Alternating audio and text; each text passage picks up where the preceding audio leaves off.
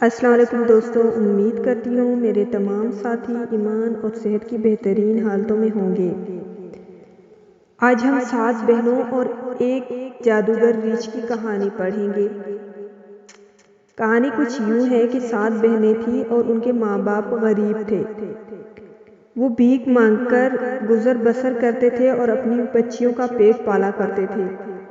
ایک دن فقیر نے اپنی بیوی سے کہا کہ میرا دل چاہ رہا ہے کہ میں کھیر کھاؤں۔ فقیر نے کہا کہ کھیر ہم غریبوں کے نصیب میں کہاں؟ فقیر نے کہا کہ ہم کل بھیک میں چاول، چینی اور دودھ لے آئیں گے تو کھیر بنا لیں گے۔ فقیر نے کہا کہ ارے اتنی کھیر تو نہیں بنے گی کہ ہماری بچیاں بھی کھا سکیں۔ تو فقیر نے کہا کہ جب یہ بچیاں سو جائیں گی تب ہم کھیر بنائیں گے اور صرف ہم دونوں کھیر کھائیں گے اور کسی کو نہیں دیں گے۔ سب سے چھوٹی بیٹی یہ بات چارپائی کے نیچے چھپ کر سن رہی تھی۔ اس کا دل بہت دکھا کہ اماں ابا ہمارے بغیر کھیر کھائیں گے، لیکن اس نے جا کر اپنی باقی بہنوں کو یہ بات بتا دی اور اس نے کہا کہ ہم بھی کھیر کھائیں گے۔ سب سے بڑی بیٹی نے کہا کہ ہم کھیر کیسے کھائیں گے؟ پھر انہوں نے ایک ترکیب سوچی۔ اگلے دن فقیر اور فقیرنی بھیک میں چاول، چینی اور دودھ لے آئے۔ انہوں نے یہ سارا سامان ایک خفیہ جگہ پر رکھ دیا۔ جب رات ہوئی اور بچے سونے کی ایکٹنگ کرنے لگے اور ساتھ میں ہی ہر بچی نے اپنے ساتھ کوئی نہ کوئی چیز رکھ لی، تو فقیر نے اپنی بیوی سے کہا کہ اٹھو، سب بچے سو گئے ہیں اور میرے لیے کھیر بناؤ۔ فقیرنی آہستہ آہستہ دبے پاؤں کچن کی طرف گئی اور کچن میں ماچس ڈھونڈنے لگی۔ اسے ماچس نہیں مل رہی تھی۔ اتنے میں بڑی بیٹی آئی اور کہا کہ اماں کیا ڈھونڈ رہی ہیں؟ اس نے کہا کہ ماچس ڈھونڈ رہی ہوں، اور بڑی بیٹی کو دیکھ کر وہ دونوں گھبرا بھی گئے۔ بڑی بیٹی نے کہا کہ اماں ماچس تو میں نے سنبھال کر رکھ دی تھی، آپ کیا بنا رہی ہیں؟ تو فقیر نے کہا کہ خاموشی سے یہاں پر بیٹھ جاؤ، ہم کھیر بنا رہے ہیں، تمہیں بھی تھوڑی سی دیں گے۔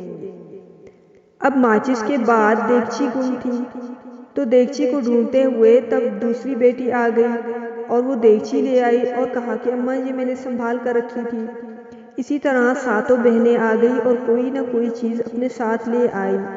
وہ سب کھیر کے گرد گھیرا بنا کر بیٹھ گئی۔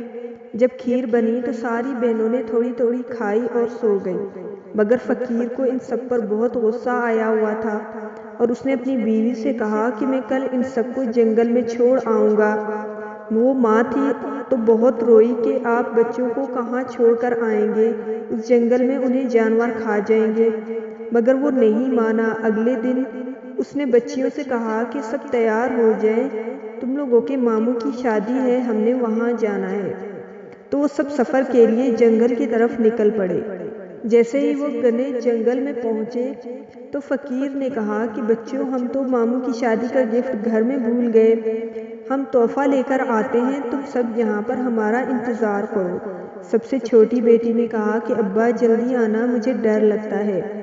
تو فقیر نے کہا کہ میں شام ہونے سے پہلے ہی لوٹ آؤں گا۔ جو دوست میرے چینل پر نئے آئے ہیں وہ چینل کو لائک، شیئر اور سبسکرائب کر دیں اور گھنٹی کے بٹن کو دبانا نہ بھولیں تاکہ میری دلچسپ ویڈیوز کا نوٹیفیکیشن سب سے پہلے آپ کو ملے۔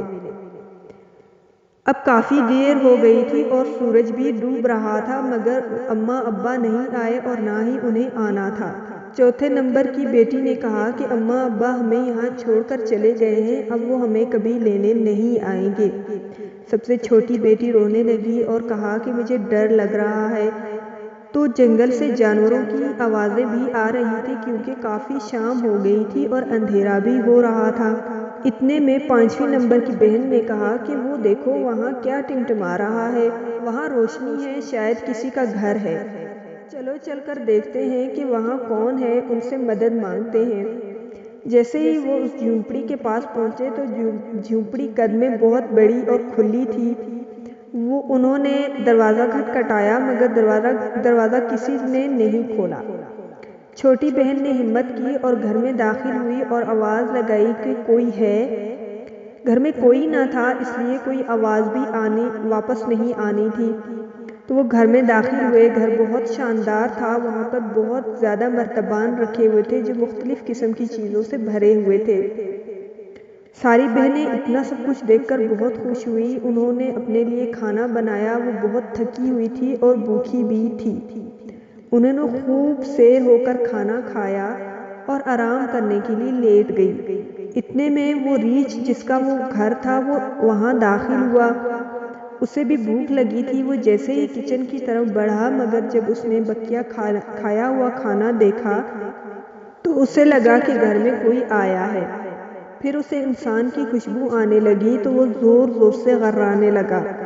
ساری بہنیں جاگ گئی اور خوف کے مارے ان کے ہاتھ پاؤں پھول گئے۔